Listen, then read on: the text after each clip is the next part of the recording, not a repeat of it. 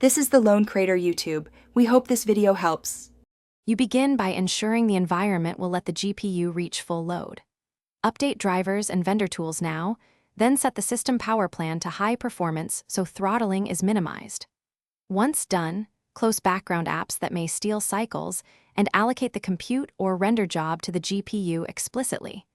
You must pick a workload that actually uses GPU pipelines, compute kernels, high-resolution rasterization, or dedicated benchmark utilities to start driving utilization toward 100%.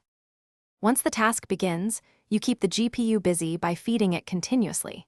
Use multi-threaded host feeders to maintain a full command queue. Larger batch sizes and asynchronous memory transfers reduce idle gaps. Make sure kernels or shading complexity match shader engine count so workload isn't bottlenecked by one unit. Monitor clocks, VRAM usage, and PCIe bandwidth while you tune.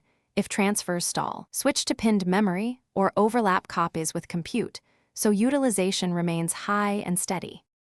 You finish by locking in the settings that sustain 100% use.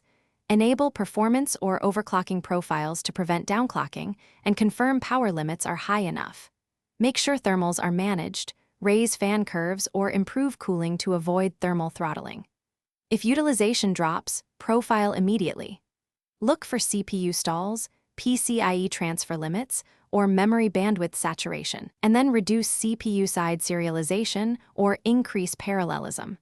That single troubleshooting tip. Thanks for watching. Consider subscribing if we helped you.